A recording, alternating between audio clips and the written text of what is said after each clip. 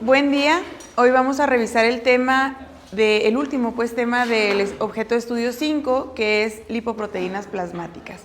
Van a complementar ustedes lo que vamos a ver en este tema, que corresponde a la parte 13, con lo que ustedes ya revisaron en su clase de biofísica. Entonces voy a tratarme de ir fluido porque es un poco denso el tema, pero me dicen si tienen alguna duda, ¿ok? Bueno, vamos a recordar que las lipoproteínas plasmáticas son complejos esféricos que están formados de lípidos y de proteínas. Las proteínas se llaman apolipoproteínas y las principales clases de estas lipoproteínas plasmáticas pues son los kilomicrones, las VLDL, las LDL y las HDL, y se diferencian entre ellas por su composición de lípidos y de proteínas, también por su tamaño y por su densidad y por su origen y su función. Esta imagen que ustedes ven aquí a la derecha es la imagen que nos muestra el libro de Ferrier, en donde nos hace la comparación en términos de tamaño, desde el kilomicrón hasta el HDL, y también en términos de densidad, la cual está medida aquí en esta escala. El kilomicrón es la partícula más grande y es la menos densa, y así en orden podemos ir observando el resto de las lipoproteínas plasmáticas hasta ver a las HDL, que son las de alta densidad. También si nosotros vemos en esta imagen el contenido de los lípidos o los diferentes tipos de lípidos que tienen, pues ustedes en amarillo pueden ver a los triaciles gliceroles, luego en estos tonos rojos al colesterol y ésteres de colesterilo, y saben ustedes que la cubierta de estas partículas está conformada de fosfolípidos. Los kilomicrones tienen grandes contenidos de triaciles gliceroles, y en medida que vamos recorriendo este aumento en la densidad, vemos que el contenido de triaciles gliceroles va disminuyendo. En esta gráfica también ustedes pueden ver desde el HDL hasta el kilomicrón en términos de tamaño y en términos de densidad. ¿Cuáles son las funciones de estas lipoproteínas plasmáticas? Pues es transportar a los lípidos por el plasma en una manera soluble. Recuerden que los lípidos son insolubles en agua, entonces estas estructuras se conforman para poder viajar a través del plasma sanguíneo, el cual es un ambiente acuoso. Estos distribuyen a los lípidos en el tejido y luego también los recogen de regreso, como es el caso de las HDL, que se encarga de recoger el colesterol de los tejidos. ¿Qué relevancia clínica tiene las lipoproteínas plasmáticas? Pues el sistema transportador humano no es perfecto y hay algunas ocasiones en las que estos lípidos se acumulan y nos pueden dar colesterol en exceso en el plasma, el cual puede depositarse en las paredes vasculares, y eso trae como consecuencia lo que nosotros conocemos como aterosclerosis, que es la formación de placas que estrechan los vasos sanguíneos y elevan el riesgo cardiovascular. Entonces esta parte es bien importante que ustedes la entiendan bien, porque va a ser algo con lo que seguramente se van a topar en el día a día en su consulta clínica por la alta incidencia que hay ahorita de enfermedades cardiovasculares. ¿Okay?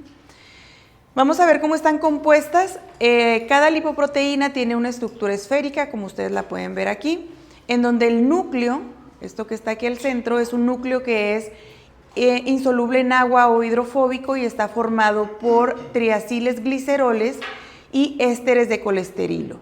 Mientras que la capa superficial, aquí marcada principalmente en este tono verde, contiene fosfolípidos, también contiene colesterol libre, el que no está esterificado, para darle también rigidez a esta estructura circular, y además, como está representado aquí en azul, hay estas apolipoproteínas que les sirven para el reconocimiento y para que cumplan su función en el metabolismo de estas lipoproteínas plasmáticas.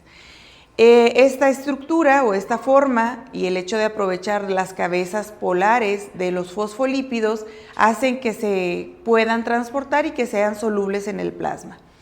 Los lípidos que nosotros transportamos en nuestra sangre, recuerden que pueden ser de dos fuentes: la exógena, las cuales son adquiridos gracias a la dieta o a lo que nosotros comemos, y los lípidos endógenos, porque nuestro hígado puede sintetizar también lípidos y esos pueden ser distribuidos en nuestro cuerpo. Estos valores que ustedes pueden ver en los exámenes de laboratorio y que seguramente los van a ver con mucha frecuencia, nos dice cómo se mide el colesterol total en la sangre y habitualmente nosotros medimos el colesterol, al igual que por ejemplo la glucosa, en ayuno, y hay una fórmula estimada que nos dice que el colesterol total es la LDL más la HDL más el VLDL. Estas son las partículas que nosotros podemos encontrar en plasma, y entonces el total es el que podemos nosotros cuantificar al medir esas tres. Y el valor de las VLDL se estima dividiendo los triacilgliceroles entre 5, que realmente los triacilgliceroles nosotros son los que podemos medir en el plasma. Y este valor no se nos puede olvidar, el valor recomendado del colesterol es de menor o que sea menor a 200 miligramos por decilitro. Eso es lo que nosotros deberíamos de tener de niveles de colesterol en plasma. Vamos a hablar de la densidad y del tamaño de estas lipoproteínas. Decíamos que difieren entre ellas por su densidad y su tamaño, y aquí yo les puse esta tablita que hace la abreviación SALUD. De estas 4 lipoproteínas con respecto a su tamaño y con respecto a la densidad y al contenido. Y aquí está lo más relevante, el kilomicrón es el más grande, tiene muy baja densidad y tiene muchísimos triacilgliceroles y pocas proteínas. Los VLDL son grandes, tienen densidad baja y tienen en su mayoría triacilgliceroles en proporción con las proteínas. Las LDL son medianas, tienen densidad, digamos, intermedia y tienen más cantidad de colesterol, mientras que las HDL son pequeñitas en términos de tamaño, tienen una alta densidad, por eso su nombre, y son ricas en proteínas y muy poquitos lípidos es lo que contienen. Esta imagen que ustedes ven aquí, que viene en el libro, nos explica cómo se movilizarían o cómo se movilizan estas partículas dependiendo o utilizando un método de separación que es la electroforesis según su carga eléctrica, que esta es la forma en la que nosotros los podríamos dividir, y la movilidad nos diría que primero quedan los kilomicrones, luego los LDL, luego los VLDL y luego los HDL, si nosotros los separáramos por esta forma de medición de la electroforesis. También nosotros los podemos separar por ultracentrifugación, y aquí sí los separaríamos por densidad, no por carga eléctrica. ¿Dudas de esta tabla? Esta tabla complementa a esta imagen que veíamos acá, esta de acá. Esta es más visual con respecto al tamaño y al contenido, pero ustedes no pueden perder de vista el orden de tamaño y de densidad que tienen estas partículas. Si nosotros hablamos de la proporción de lípidos que contiene cada una de estas, yo les presento estas gráficas que son del libro de McKee y ustedes las van a poder consultar en cualquier bibliografía, y aunque los porcentajes así exactos no se preservan entre las diferentes referencias bibliográficas, sí se preservan la proporción. Si ustedes ven a los kilomicrones, cerca del 85% o la mayoría de ellos están conformados por triacilgliceroles, y si ven la cantidad de proteína, que es lo rojo, pues tenemos cerca del 2% de proteínas, 1% de colesterol y cerca del 9% de fosfolípidos. Conforme nosotros analizamos las otras lipoproteínas, podemos ver las VLDL, que son las de muy baja densidad, que también la mayoría de ellas son triacilgliceroles, pero en menos proporción que los kilomicrones, y aquí empieza a aumentar la cantidad de proteínas, la cantidad de ésteres de colesterilo, la cantidad de fosfolípidos y la cantidad de colesterol también. Cuando ya pasamos a las LDL y a las HDL, las LDL, si se fijan, tienen mayor cantidad de proteínas en comparación con estas dos, pero también aumenta la cantidad de ésteres de colesterilo y de fosfolípidos, y los triacilgliceroles ya están en mucha menor cantidad. ¿Por qué? Porque las LDL son lo que queda después de que las VLDL ya entregaron triacilgliceroles a los tejidos, y por esto este 50% se disminuye a un 10%. Luego las HDLs, estas se caracterizan y no se nos pueden olvidar porque la mayoría, más de la mitad de su contenido son proteínas. Una de las funciones de las HDLs, de hecho, es estarles intercambiando proteínas al resto de las nanopartículas, no, al resto de las lipoproteínas plasmáticas o partículas plasmáticas. ¿Dudas de estas composiciones?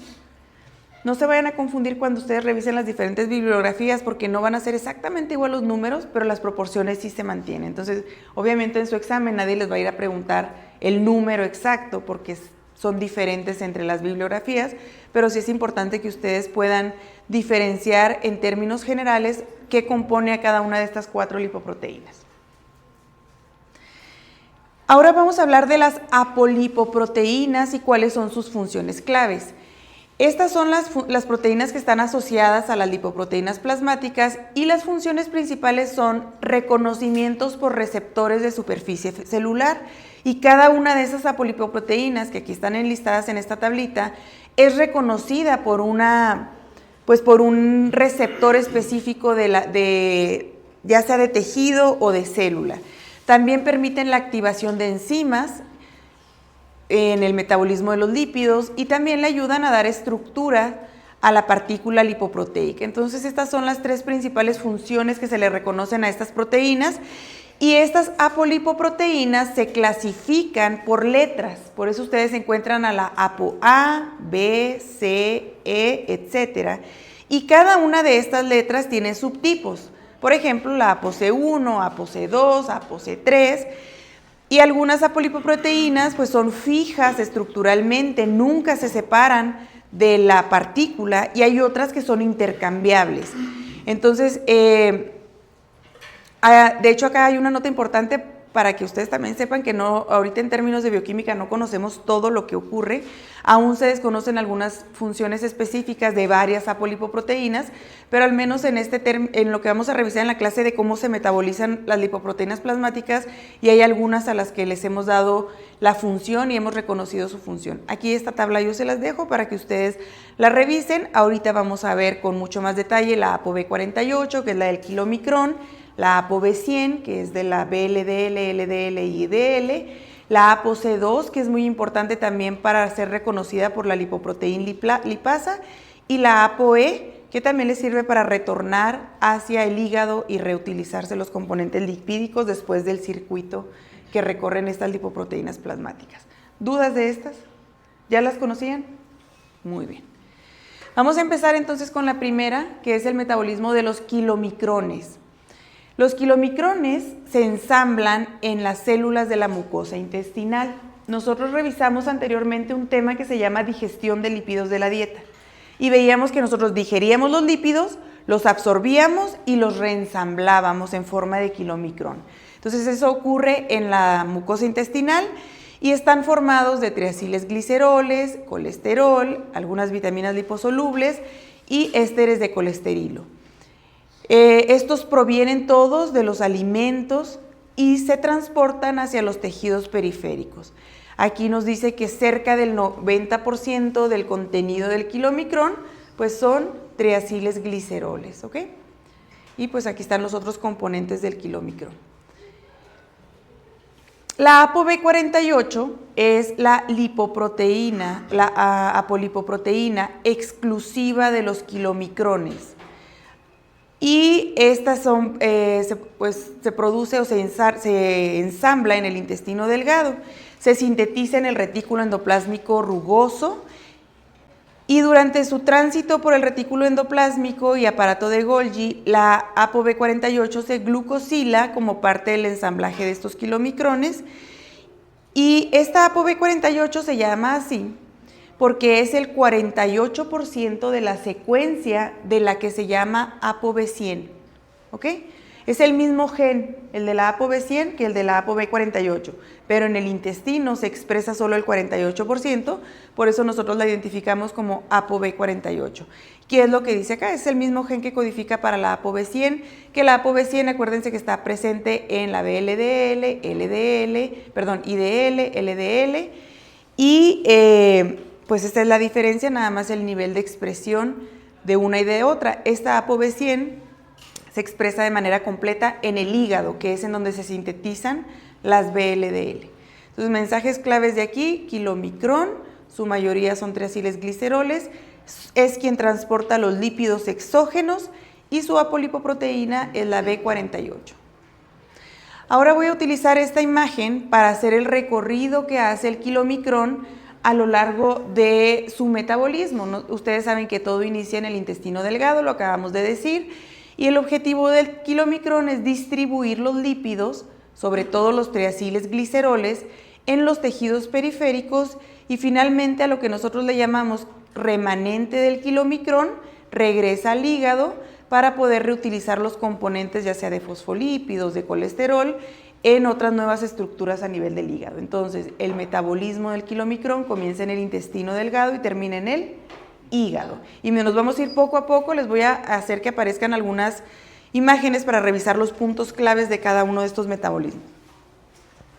Las enzimas que sintetizan a los triacilgliceroles, colesterol y fosfolípidos se encuentran, dijimos, en el retículo endoplásmico liso. Esto lo revisamos cuando vimos la digestión de los lípidos. La ApoB48 es la apolipoproteína esencial para el kilomicrón, para que se formen estos kilomicrones en el enterocito. Aquí está la ApoB48.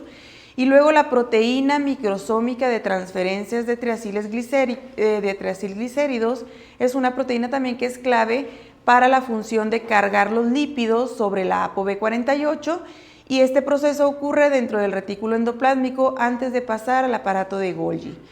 En el aparato de Golgi, los kilomicrones se empaquetan en vesículas secretoras y esas vesículas se fusionan con la membrana plasmática liberando los kilomicrones que entran al sistema linfático y no lo hacen directamente al torrente sanguíneo. Ya posteriormente los kilomicrones se incorporan a la circulación sistémica a través del conducto torácico que drena la vena subclavia izquierda. Entonces eso ya lo habíamos revisado y ustedes lo revisaron seguramente en biofísica. Ahora, ¿qué pasa después? Los kilomicrones sufren modificaciones. Si se fijan aquí cuando van naciendo, que se llama kilomicrón naciente, solamente tiene la ApoB48. Este kilomicrón naciente es una partícula incompleta funcionalmente y lo que le ocurre es modificarse por la adición de 2 apolipoproteínas más. ¿Quién le da esas apolipoproteínas? Se las entrega en circulación la HDL. ¿Ok? Esa ApoC2 y esa ApoE la recibe para ya convertirse en lo que es un kilomicrón maduro. La ApoC2 tiene la función de activar a la lipoproteína lipasa. ¿Para qué sirve la lipoproteína lipasa? Para degradar a los triacilgliceroles. Es el objetivo, que lo que viene de la dieta se pueda descargar en los tejidos. Y para que se pueda descargar, yo necesito la lipoproteína lipasa. Y para que la lipoproteína lipasa me pueda reconocer al kilomicrón, tiene que tener la ApoC2. Él no nace con el ApoC2, sino que se lo da en circulación la HDL. Por otra parte, la ApoE es la otra apolipoproteína que le da la HDL y este le permite regresar al hígado y es la señal que las células de los hepatocitos reconocen para poder internalizar al kilomicrón remanente. ¿Dudas de esta parte? Muy bien. Lo que va a continuación, que vamos aquí en donde ya se modificó, es lo que ocurre a nivel del tejido periférico. Y esta es la acción de la lipoproteína lipasa. Esta es una enzima extracelular que está anclada a los capilares mediante sulfato de heparán. Y entonces cuando el kilomicrón viene viajando aquí por los capilares, la lipoproteína lipasa, que está presente principalmente en el tejido adiposo, en el músculo cardíaco y en el músculo esquelético, reconoce a la ApoC2 y la ApoC2 la activa y entonces lo que hace la lipoproteína lipasa es hidrolizar a los triacilgliceroles para liberar ácidos grasos y la molécula del glicerol. El glicerol ustedes saben que se va al hígado y ahí se puede ir a la gluconeogénesis. Los ácidos grasos libres pues pueden almacenarse o utilizarse en el tejido dependiendo de las necesidades de la célula. Y es importante que ustedes sepan que el hígado del adulto no expresa la lipoproteína lipasa, pero tiene una lipasa hepática importante para los HDLs y los remanentes del kilomicrón. Entonces, normalmente nuestro hígado no tiene este nivel de reconocimiento y de descarga de lípidos, ya sean endógenos o exógenos, por la ausencia de esta lipoproteína lipasa, pero sí puede finalmente lo que quedó de esa descarga metabolizarlo a través de la lipasa hepática. ¿Dudas hasta aquí?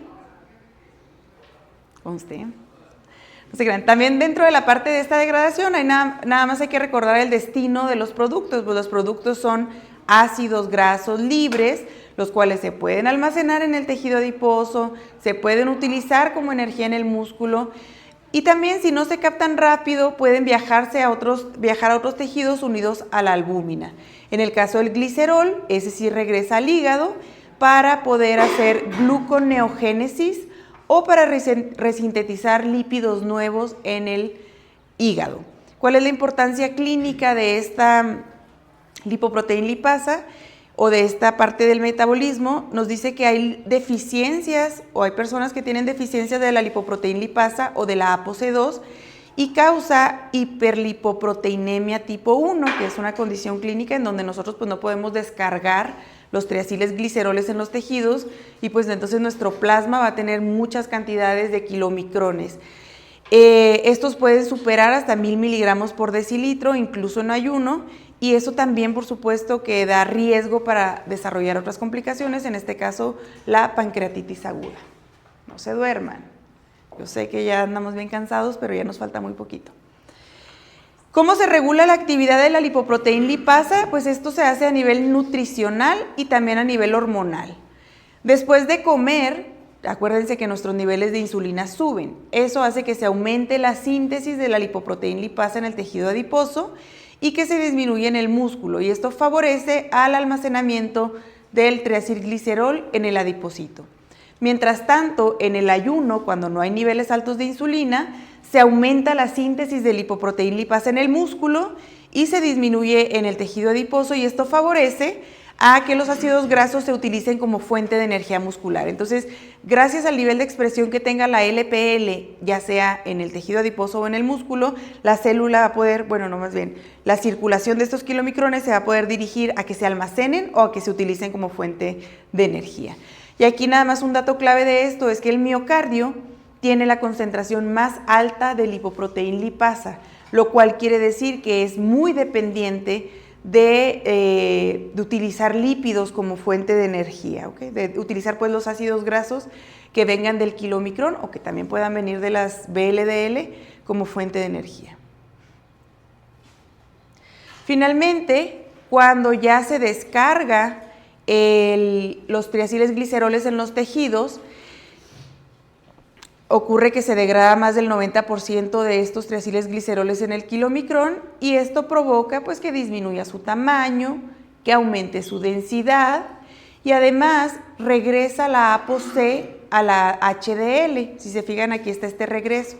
Se la regresa porque como ya la utilizó para poder descargar acá en los tejidos, pues ya no la requiere y solamente se queda con la ApoB48, que era su original, y con la ApoE. La ApoE se conserva porque es necesaria para que aquí los receptores hepáticos reconozcan a la ApoE y lo puedan internalizar para terminar con su degradación, que eso es lo que pasa aquí en lo que se llama captación hepática. O sea, la partícula residual, que se llama remanente del kilomicrón, es reconocida en el hígado gracias a la ApoE, que interactúa con receptores específicos aquí y el remanente es metido por endocitosis o entra por endocitosis y adentro la partícula se fusiona con el lisosoma y aquí en el hígado se liberan las apolipoproteínas y se convierten en aminoácidos, los esteres de colesterol liberan colesterol y los lípidos que queden aquí pues liberan los ácidos grasos y el receptor se recicla a la membrana. Entonces, aquí en esta captación de los remanentes de kilomicrón le va a permitir al hígado volver a utilizar todos estos componentes para sintetizar nuevas partículas. ¿Dudas del viaje que hizo el kilomicrón? ¿Fácil o difícil? Bueno, vamos ahora con las VLDL. Estas son muy parecidas al kilomicrón, pero se caracterizan porque son quienes transportan los lípidos endógenos. Los otros eran los lípidos exógenos, los que venían de la dieta, y las VLDL o lipoproteínas de muy baja densidad son las que transportan los lípidos que nuestro hígado sintetiza para distribuir lípidos en otras células. Son sintetizadas pues, en el hígado y transportan principalmente triaciles gliceroles endógenos a los tejidos periféricos. ¿De qué se componen? Triaciles gliceroles endógenos, colesterol, fosfolípidos y su apolipoproteína dijimos que era la ApoB100. Su función, transportar lípidos hepáticos a tejidos como el músculo o tejido adiposo. ¿Cuál es el metabolismo periférico? Pues en circulación, al igual que el kilomicrón, reciben a la ApoC2, a la ApoE, de las HDL y sirven para lo mismo que servían en el kilomicrón, para que sean reconocidas por la lipoproteína lipasa, y conforme estas partículas van perdiendo triaciles gliceroles, disminuyen su tamaño, aumentan su densidad y se convierten en las otras dos partículas que hemos estado mencionando, que son las de densidad intermedia y las de baja densidad. Cuando nosotros vemos el metabolismo, es sumamente parecido al del kilomicrón, nada más que el origen es el hígado. Y voy a hacer lo mismo, irles poniendo los puntos claves de cada señalamiento, pero vean, el recorrido es prácticamente igual. Este pasa por los tejidos, descarga los triaciles gliceroles por la lipoproteína lipasa, y hay un equivalente a lo que es el remanente del kilomicrón, que es la LDL, conocida como el colesterol malo, y ahorita vamos a ver por qué es el colesterol malo, el cual, a diferencia del kilomicrón, puede regresar al hígado, pero también puede entregar colesterol al tejido extrahepático. En este circuito vamos a estudiar, o nos va a servir para estudiar, tanto a las VLDL como a las LDL. Se liberan del hígado las VLDL nacientes, las cuales tienen a la ApoB48, y en circulación maduran porque reciben, al igual que el kilomicrón, a la ApoC2 y a la ApoE. La ApoC2 nuevamente es necesaria para la lipoproteína lipasa, y la ApoE la necesitamos para que sea reconocida por los receptores hepáticos ya cuando vaya a hacer esta recirculación hasta acá. ¿Qué importancia tienen estas clínicamente estos VLDL? Pues hay una enfermedad genética rara causada por defecto de la proteína microsomal de transferencia de los triaciles gliceroles, y las consecuencias son la incapacidad para cargar lípidos sobre la ApoB, se forman pocas VLDL y kilomicrones, y hay acumulación de triaciles gliceroles en el hígado y en el intestino. Quiere decir que nunca logran madurar y salir del tejido que las produce, y entonces tenemos deficiencias pues en este metabolismo. Al igual que los kilomicrones, ya cuando tiene la ApoC2, esta ApoC2 le sirve para que la lipoproteína lipasa la reconozca y descargue los triaciles gliceroles, los cuales ya dijimos que se separan en ácidos grasos libres y en glicerol. Ya hablábamos del destino de estos dos también, y pues eso provoca que esta partícula, que estaba bien grandota, se convierta en una partícula más pequeña y con mayor densidad. Luego nosotros denominamos a esa partícula IDL, o lipoproteína de densidad intermedia. Posteriormente esa IDL regresa a la ApoC2 y la ApoE a la HDL, y queda lo que nosotros conocemos como la LDL, o lipoproteína de baja densidad. Esta dijimos que podría irse al tejido extrahepático o al tejido hepático. ¿Dudas de aquí? En este metabolismo es importante que ustedes sepan que las VLDL en circulación tienen un proceso de intercambios de lípidos con las HDL. Yo aquí en la anterior les mencioné que la HDL le da proteínas, aquí se las da la ApoC2 y la ApoE, y acá se las regresa, ¿se acuerdan? Ok, además de estas proteínas, también entre la HDL y la VLDL hay intercambio de lípidos, y esta imagen nos dice cómo ocurre este intercambio de lípidos. Se produce entre estas dos, dijimos la VLDL y la HDL, y lo que ocurre es que los triaciles gliceroles, aquí están, pasan de la VLDL a la HDL, y los ésteres de colesterilo pasan de la HDL a la VLDL. Este intercambio es mediado por una proteína que se llama proteína de transferencia de ésteres de colesterilo, o se abrevia PTEC, y este intercambio es necesario para poder mantener de una manera, pues, digamos, activa en circulación a estas lipoproteínas. Además, recuerden ustedes que la función del HDL es recoger el colesterol de la sangre, de los tejidos, perdón. Y entonces, antes de que se retorne al hígado, si hay una VLDL que necesita colesterol, pues hace este intercambio para evitar que este termine su circuito en el hígado y ahí, digamos, a medio camino, pues están intercambiando lo que cada una necesita, además de las apolipoproteínas que la HDL le da a la VLDL, pues hay este intercambio de lípidos. Aquí están los resultados, dice, las VLDL modificadas se convierten en IDL, que son las de densidad intermedia, y posteriormente se transforman en las LDL, que son ricas en colesterol. Regresando a esta imagen y centrándonos en estas IDL, nos dice pues lo que acabamos de ir como que conectando nosotros. Dice, tras las pérdidas del triacilglicerol y los componentes superficiales, las VLDL se transforman en LDL y este proceso pasa por un estadio intermediario que son las IDL o las lipoproteínas de densidad intermedia. Estas IDL pueden ser captadas por el hígado también mediante endocitosis, mediadas por endocitosis y requieren a la ApoE para que sean captadas por el hígado. Si no fueron captadas por el hígado, entonces pierden o le devuelven estas ApoE y la ApoC2 a la HDL y se convierten en lo que son las LDL. Importancia clínica de las apolipoproteína E. Existen 3 isoformas, la 3, la 2 y la 4. La 3 es la más común y la E2 se une mal a los receptores, la E4 asociada a mayor riesgo de Alzheimer y las personas homocigotos para la ApoE2 tienen disbetalipoproteinemia familiar y presentan pues altos niveles de colesterol y aterosclerosis prematura. Lo que ocurre es que si nosotros no tenemos bien este receptor, el ApoE que le permite a la IDL regresar al hígado, pues se van a empezar a acumular estas partículas y eso nos va a elevar el nivel de colesterol en sangre. Eso es con respecto al metabolismo de las VLDL. Ellas terminan cuando se convierten en IDL y luego en LDL. ¿Sí? Ahora vamos con el metabolismo de las LDL. Estas no tienen un origen así como el intestino o el hígado, sino más bien estas son el resultado de que las VLDL descargaron los triacilgliceroles. ¿Qué contienen las LDL? Alta concentración de colesterol y de ésteres de colesterilo. Tienen muy poquitos triacilgliceroles y preservan la ApoB100, que es la misma que tenían las VLDL. ¿Cuál es la función principal?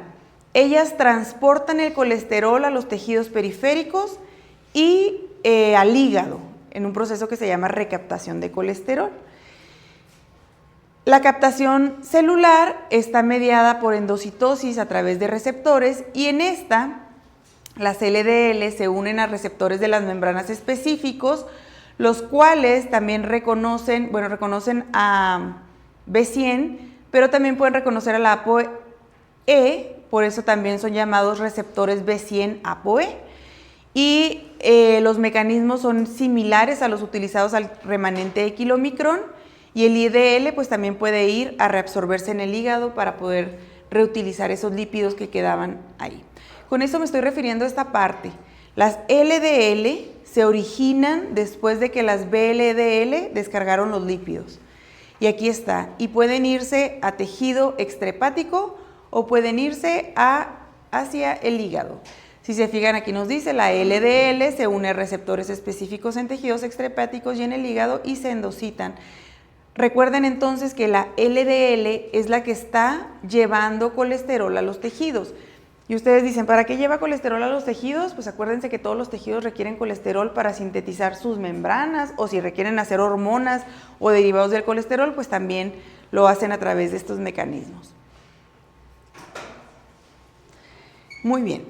Esta imagen nos explica cómo las LDL entran y descargan el colesterol en los tejidos. Dijimos que era un proceso mediado por receptores, que esos receptores, que aquí los menciona como receptor LDL, son receptores que reconocen a ApoB48 o ApoE.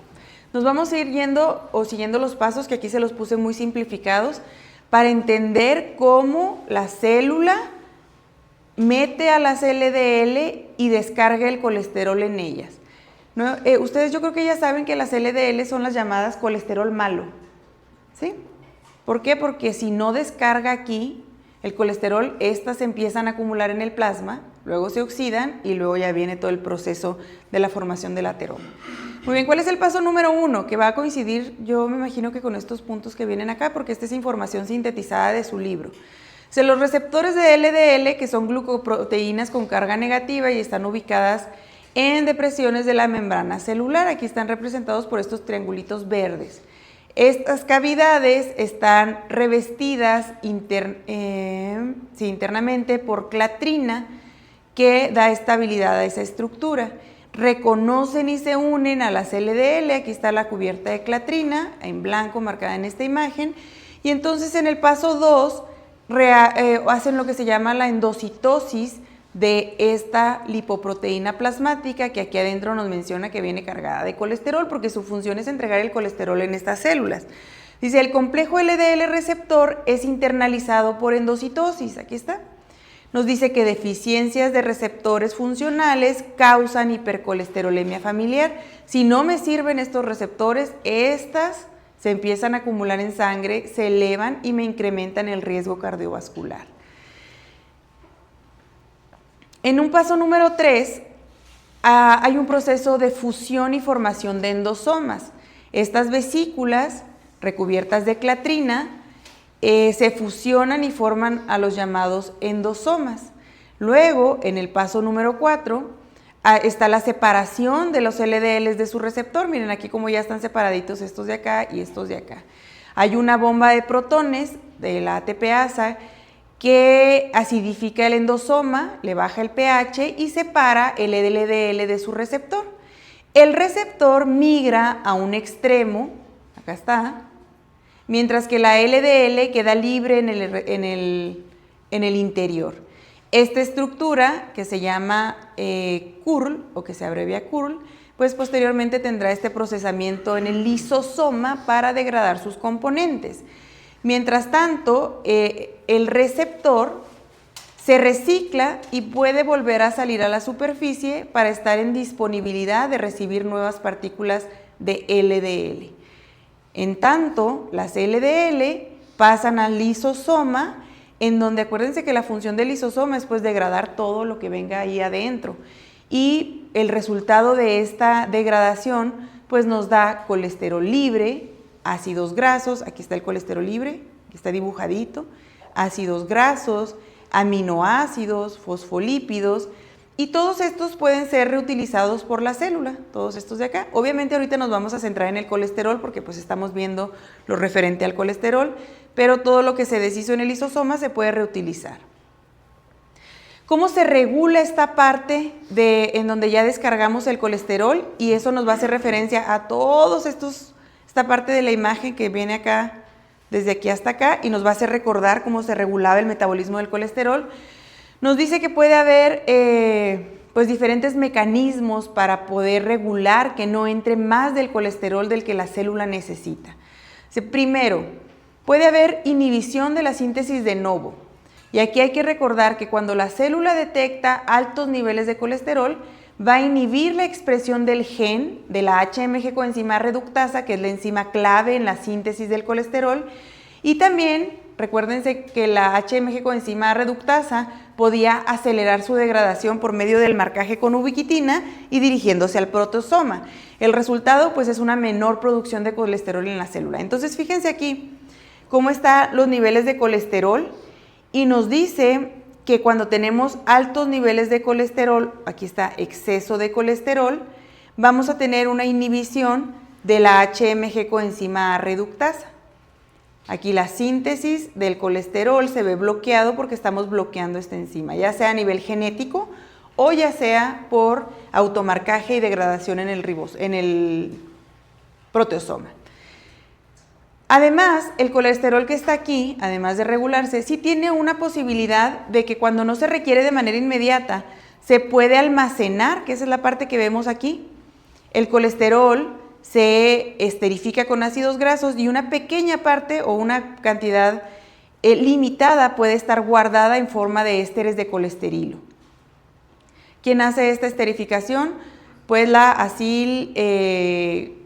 ácido graso aciltransferasa, la cual está aumentada, aquí está este nivel, se aumenta por el exceso de colesterol para poderlo almacenar y digamos que este es un segundo mecanismo de lo que le puede ocurrir cuando hay altos niveles de colesterol, porque entraron varias partículas de LDL.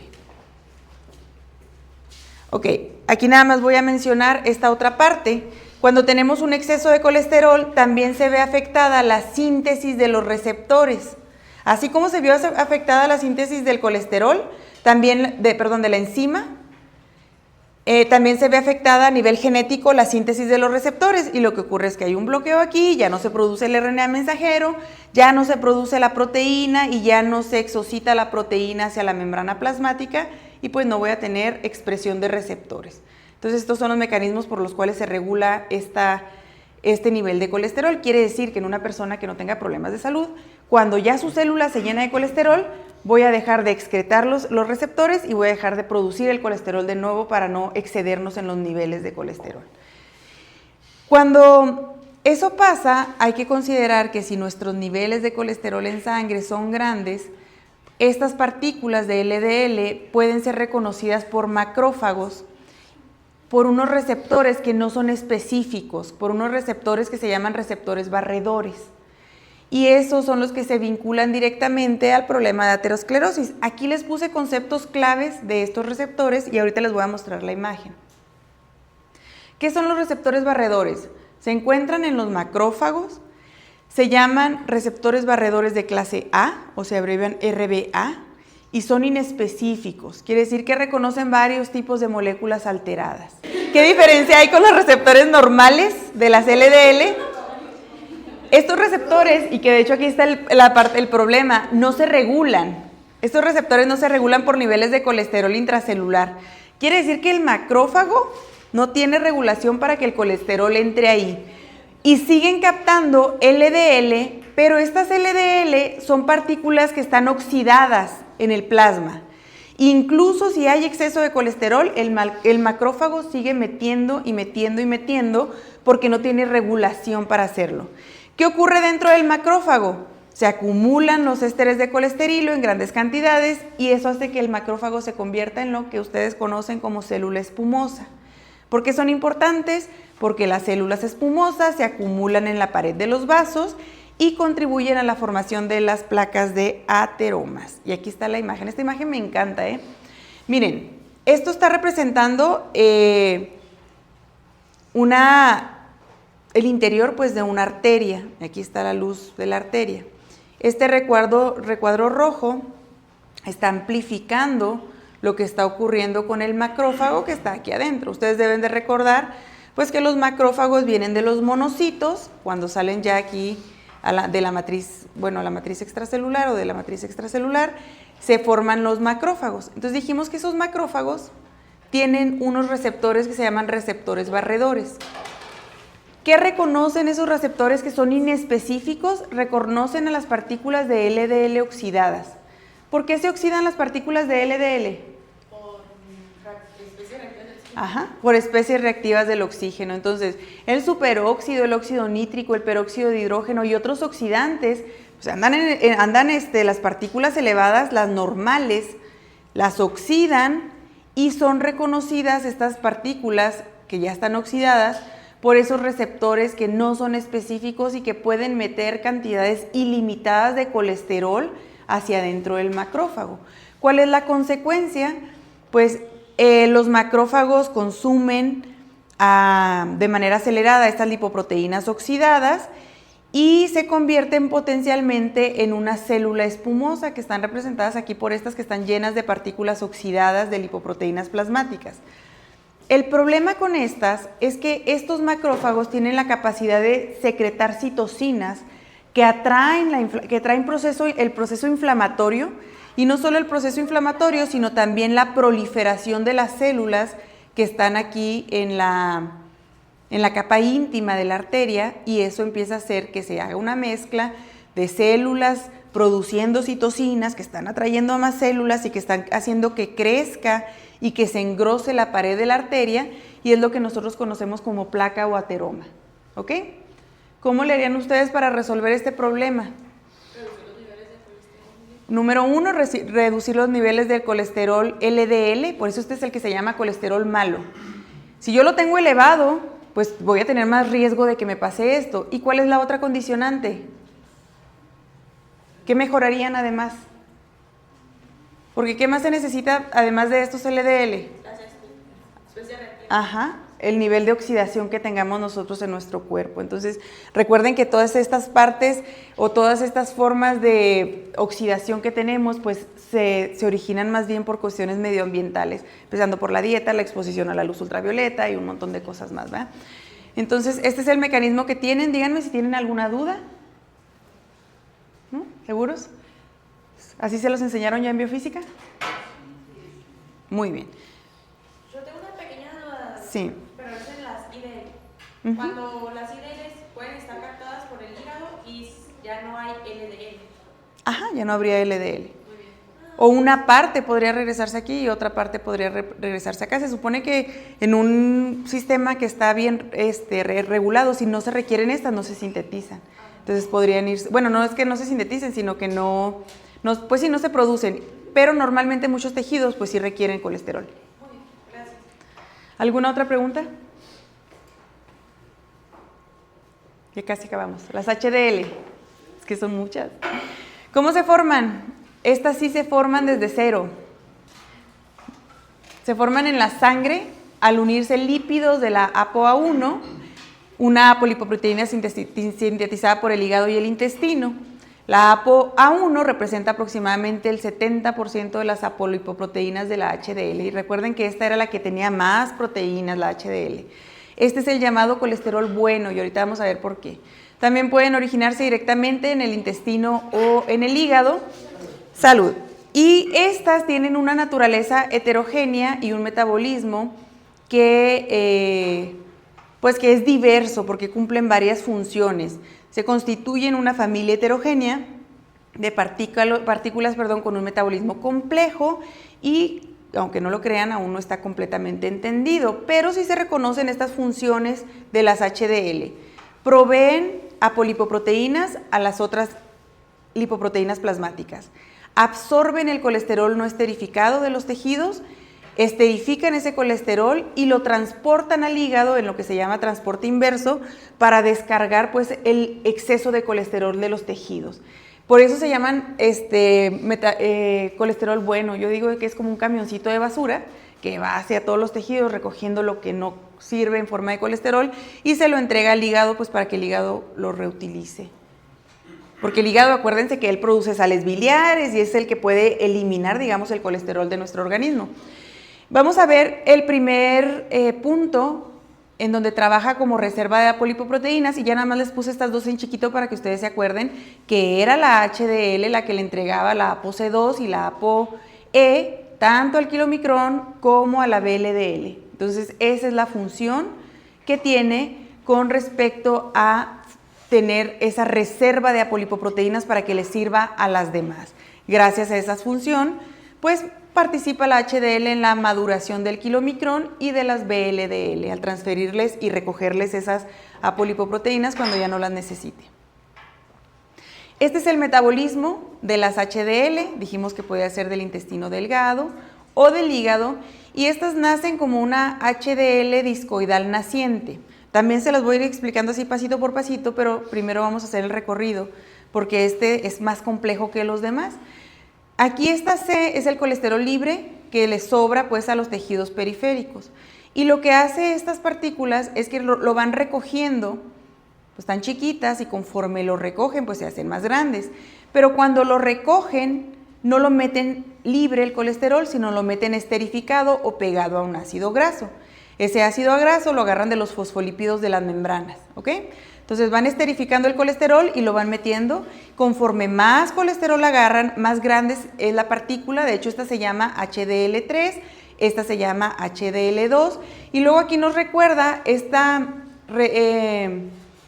intercambio de lípidos que ahorita les mostré así en una imagen que estaba aquí al lado derecho, en donde el HDL intercambiaba lípidos con las VLDL.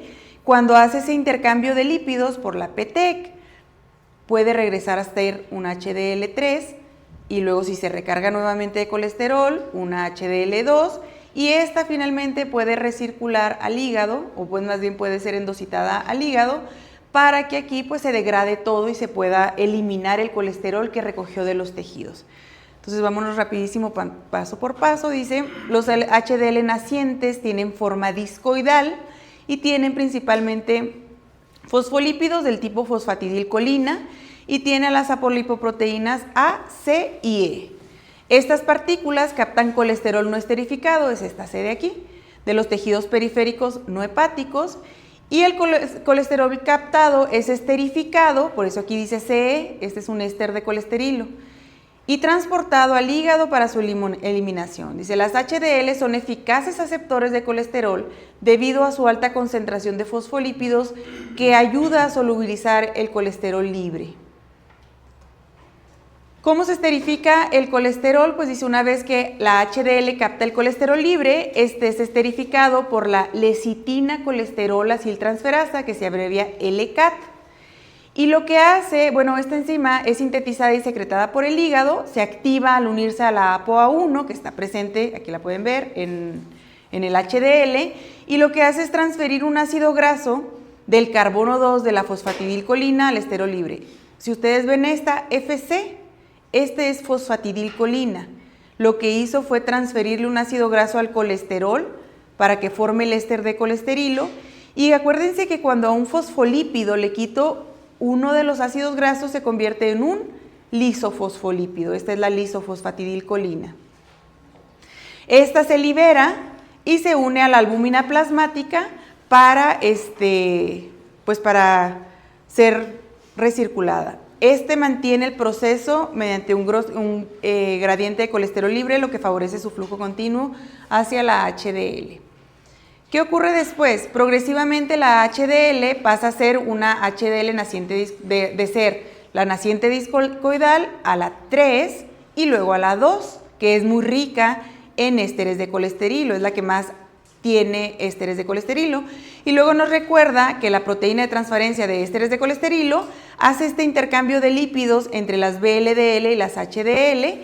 Esto le permite recibir triaciles gliceroles, porque acuérdense que conforme va esterificando al colesterol se va quedando sin triaciles, bueno, se va quedando sin lípidos también de la membrana y requiere a los triaciles gliceroles que vienen de la VLDL para prevenir la inhibición por producto de la lecitin aciltransferasa. Y finalmente los ésteres transferidos llegan al hígado, que es lo que estaba acá, para su catabolismo.